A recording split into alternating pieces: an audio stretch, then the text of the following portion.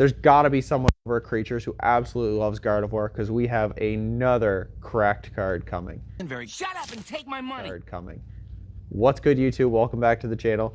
Today we're looking at another Scarlet and Violet deck profile, one that I've been play testing a ton, and it's been a blast to really get games in with. Like, March 31st cannot get here soon enough, but if you've enjoyed the content so far, I just want to say thank you.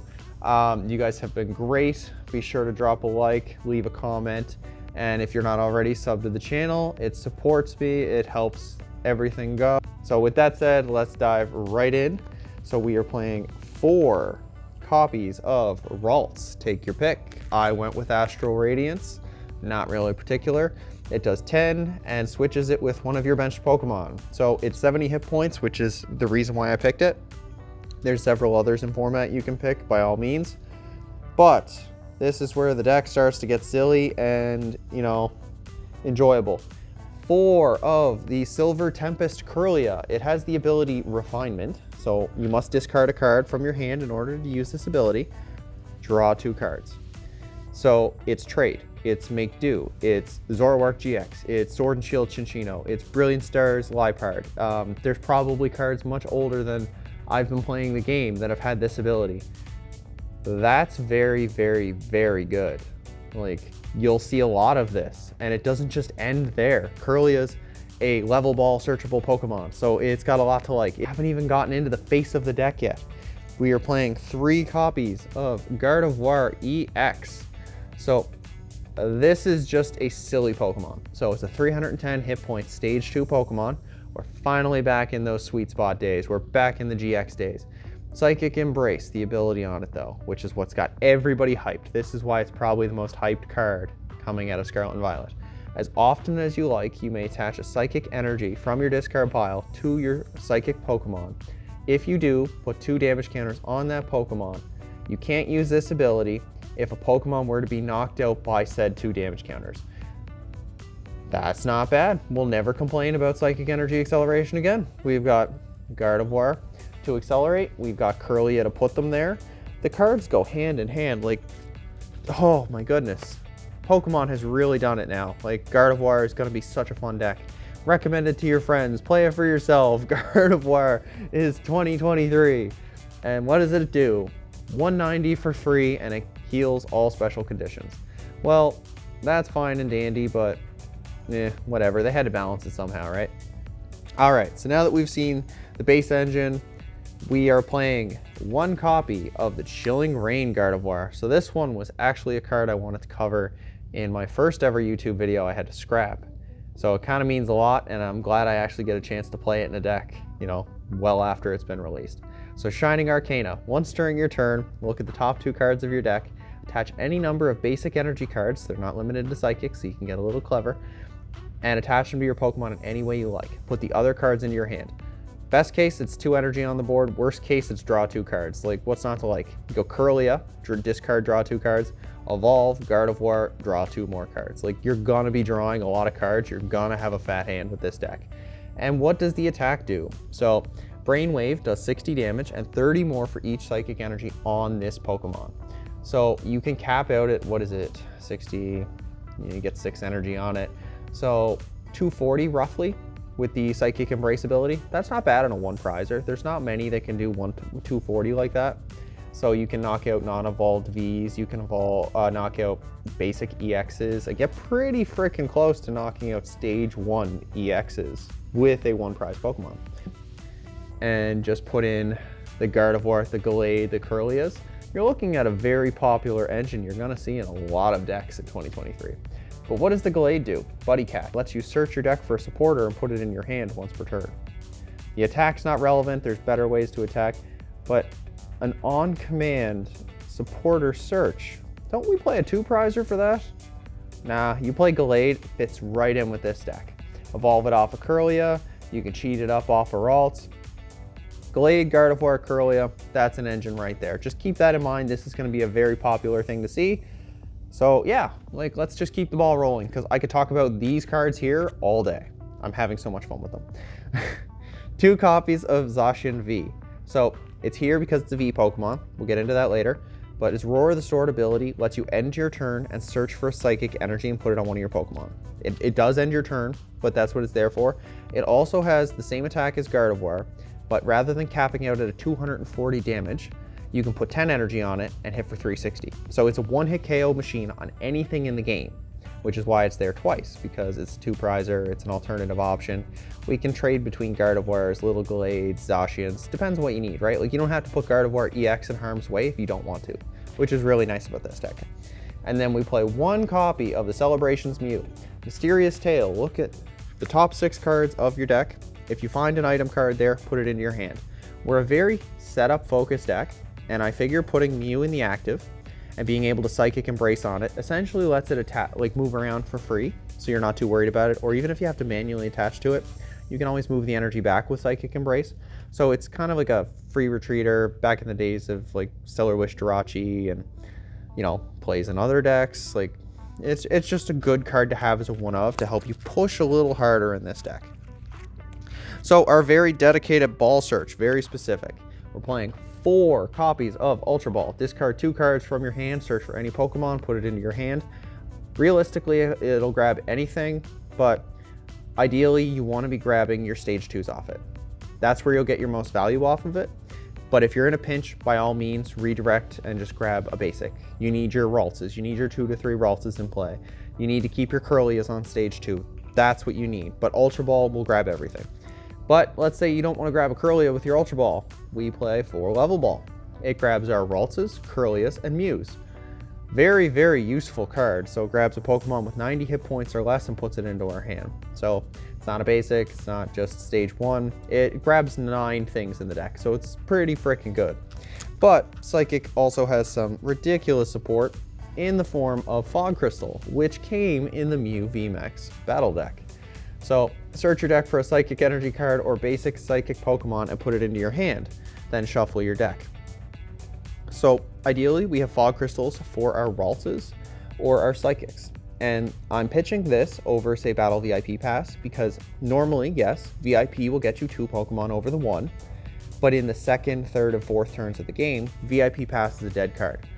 Thinning is winning was something that I heard many, many years ago, and I just kind of adopted that. Being able to Fog Crystal, grab an energy, discard said energy with the Curlia, I am not only thinning out my deck, I am improving my chances of winning by drawing into the cards I want to see that I can't directly search. So Fog Crystal provides more long-term value throughout the course of a game over, say, a VIP Pass, which, yes, can still be discarded. Fog Crystal over VIP Pass, argue with me down below in the comments if you disagree, and let me know why you think I'm wrong. Continuing on, we're playing 2 copies of Rare Candy. Many of you, this might be the first time reading it, since stage 2s have been trash for years. Choose one of your basic Pokemon in play. If you have a stage 2 card in your hand that evolves from that Pokemon, put it onto the basic, skipping the stage 1. You can't use it first turn of the game, and you can't use it on a basic that came into play this turn. This just gives us a little tempo. So we only play 2 because occasionally we'll cheat up into a Gardevoir EX, or we'll cheat up into a Gallade, but normally we want to go Ralts, Curlia, then Gardevoir. Again, it provides us an option, right? Rather than a cute tech Pokemon that only sees play in 2 matchups, play Rare Candy, which sees play in every matchup. Then we're playing 2 copies of Forest Seal Stone, which attaches to the Zacian V, which is why we have the Zacian as a 2-of. So it attaches to the V Pokemon and gives it a V-Star power. The V-Star power lets us search our deck for 1 card and put it into our hand. In stage 2 decks, they have very fragile setups. Search for the missing piece to keep your engine going is huge for consistency. Not many decks can do that, and I'd imagine seeing the 2V and 2 Forest Stone in a lot of stage 2 decks going forward, just to smooth over consistency until we get there. But yeah, big fan of Forest Seal Stone. Moving on, we are playing some comeback cards. Defiant Band. If you are losing the prize trade, and if you have more prizes than your opponent, you do 30 more damage. So that allows Gardevoir to hit 220, hit 270, hit 190. It fixes our math. It allows Zacian to hit a little harder. Defiant Band is just a math fixer. It's very, very good when you want to take very specific KOs. Oh my goodness, look at the time. Let's get through this. We're playing Pal Pad because I like getting my supporters back. So shuffle up the 2 of my discard, put them back into my deck. 1 Hisuian Heavy Ball because Brandon always prizes upwards of 2 to 3 Ralts. Just the way it goes, whether my shuffling's bad, you name it. We want to be able to get them out of our prizes and onto our bench. So Heavy Ball. Rescue Carrier. Put up to 2 Pokemon with 90 hit points or less from your discard pile into your hand. A Ralt is going to go down early. Mew is going to go down early. Curly is going to go down early. It happens. Rescue Carrier puts them into our hand so we can just keep going. Sometimes we have to discard them with Refinement. So be it. Rescue Carrier's got our back. Speaking of, sometimes we have to throw cards away, but what better way to do that than with the best supporter in the game, Professor's Research.